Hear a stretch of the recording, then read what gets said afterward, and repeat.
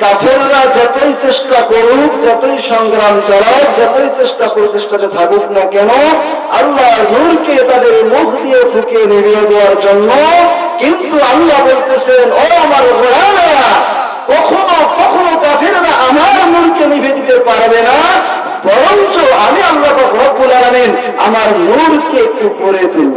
সুবহানাল্লাহি ওয়া বিহামদিহি। তারা তাদের মুখ দিয়ে আল্লাহর নূর নিভিয়ে দিতে চায়। কি বললাম বলেন তো? তারা তাদের মুখ দিয়ে আল্লাহর নূরকে নিভিয়ে দিতে চায়। তারা কারা? চায় যারা। নিভিয়ে দিবে কিভাবে আমাদের জানা দরকার আছে না নাই? তারপরে শুনুন, কিন্তু আল্লাহ তার নূরকে অবশ্যই পরিপূর্ণ করবেন। সুবহানাল্লাহ বলবেন না?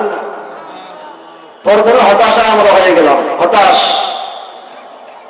যে তারা তাদের মুখ দিয়ে আল্লাহর নূরকে নিভিয়ে দিতে চায়। এটা হতাশ না? আল্লাহর নূরকে যদি কোনো ব্যক্তি নিভিয়ে দেয়, আল্লাহর নূর থেকে তাহলে তোমরা বঞ্চিত হয়ে যাবে, ঠিক কিনা বলেন? তাহলে তারপরে আল্লাহ রাব্বুল আলামিন বলতেছেন, কিন্তু আল্লাহ তার নূরকে অবশ্যই পরিপূর্ণ করবেন। সুবহানাল্লাহি ওয়া বিহামদিহি। তাহলে হতাশা হওয়ার কোনো কারণ আছে না। তারপর দেখেন কি হয়, তা কাফেরদের জন্য যতই অপ্রীতিকর হোক। কথা কি কোনো বুঝলেন? মানে এটা হচ্ছে সার কথা, বাংলা অনুবাদ, আরবিটা যে পাঠ করলাম, এই আরবিটার কি অনুবাদ। কথা কি আপনারা বুঝলেন? এবার দেখুন, আলোচনা শোনার আগে আমাদেরকে একটা কাজ করতে হবে। সে কাজটা হচ্ছে দুইটি কাজ। এক নম্বর হচ্ছে, আপনারা যারা পাশে বসে আছেন, শ্রোতা এবং বক্তা যদি অ্যাডজাস্ট না হয়, তাহলে বক্তাও আলোচনা করে কোনো মজা পাবে না, আর শ্রোতাও আলোচনা শুনে কোনো মজা পাবে না। আপনারা যারা পিছনে আছেন, দয়া করে সামনে আগে আসবেন। যাবে না ওটা? আপনারা সকলে মুরব্বীরা, বাজানেরা, আপনারা একটু সামনে আগে আসেন, একবারে সামনে আগে এসে বসে বসে। যদি কলসের মুখ আর টিউবওয়েলের মুখ অ্যাডজাস্ট না হয়, বলেন তো টিউবওয়েলের মুখ থেকে একটু দূরে আমরা আমাদের পাতিলে পানি নেওয়ার জন্য রাখছি, সারাদিন যদি আমরা টিউবওয়েল ঝোঁকাই, সারাদিন যদি আমরা কল মারি, বলেন তো ওই পাতিল কি ভরা ধরে পানিতে? কখনো ভরা ধরে না, যতক্ষণ পর্যন্ত পাতিলের মুখ এবং টিউবওয়েলের মুখ অ্যাডজাস্ট না হবে, ঠিক কিনা? তো দেখি আমরা এবার শানে নজরুলের দিকে যাব। শানে নজরুলে যাবার আগে আমরা আমাদের কলবটাকে একটু জীবিত করব। এখন বলবেন, কলব ফির আবার কেমন ভাবে জীবিত হবে? যারা আল্লাহ রাব্বুল আলামিনের জিকির আজকারে মশগুল থাকে, তাদের কলব হচ্ছে জিন্দা, আর যারা আল্লাহ রাব্বুল আলামিনের জিকির আজকার করে না, তাদের কলব হচ্ছে মুর্দা। এখন ফির আবার সুবহানাল্লাহ, আলহামদুলিল্লাহ, এই জিকির করেই আপনারা ফির মনে করবেন না যে এটাই মনে হয় জিকির। জিকির শব্দের অর্থ হচ্ছে স্মরণ করা। কি জিকির শব্দের অর্থ? কি স্মরণ করা।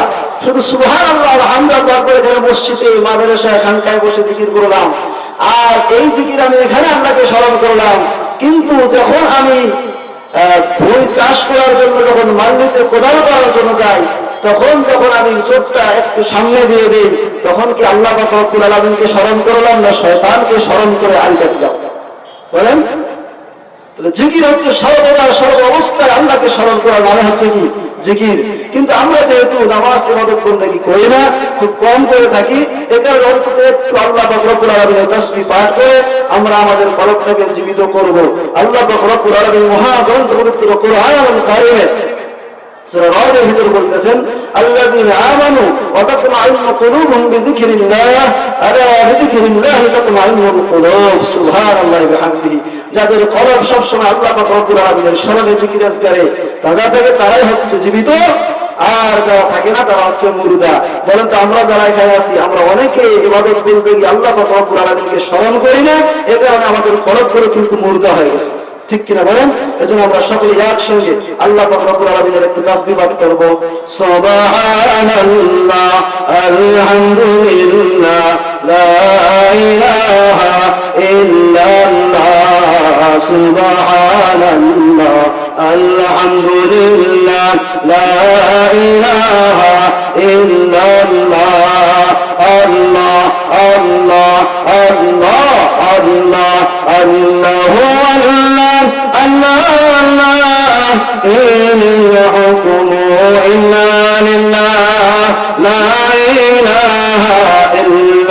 ইল্লাল্লাহ মুহাম্মাদুর রাসূলুল্লাহ আল্লাহু আল্লাহ আল্লাহু আল্লাহ আল্লাহু আল্লাহ আল্লাহু আল্লাহ বিধান দেওয়ার তুমি যে মালিক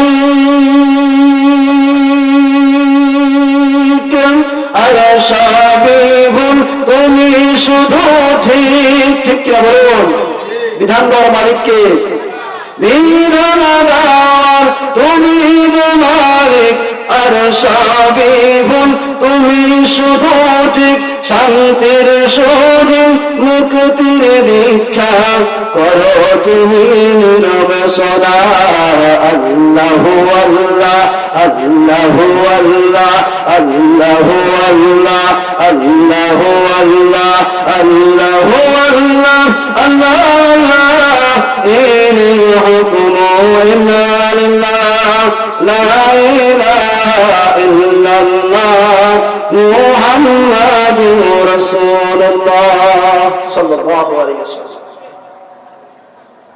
এই জিকির করে আমাদের কলব কি হয়ে যায় জিন্দা হয়ে যায়। এবং যদি আমরা তাসবিহ আল্লাহ পাক রব্বুল আলামিনের পাঠ করতে থাকি, তাফসীর কারকগণ লেখেন এবং চিকিৎসা বিদগণ লিখেছেন যে কোন ব্যক্তি যদি নিয়মিত আল্লাহ পাক রব্বুল আলামিনের তাসবিহ পাঠ করতে থাকে ওই ব্যক্তির একটা সর্বপ্রথম যেটা উপকার হবে তার হার্টের কোনো সমস্যা থাকবে না। সুবহানাল্লাহ, সকলে সুবহানাল্লাহ।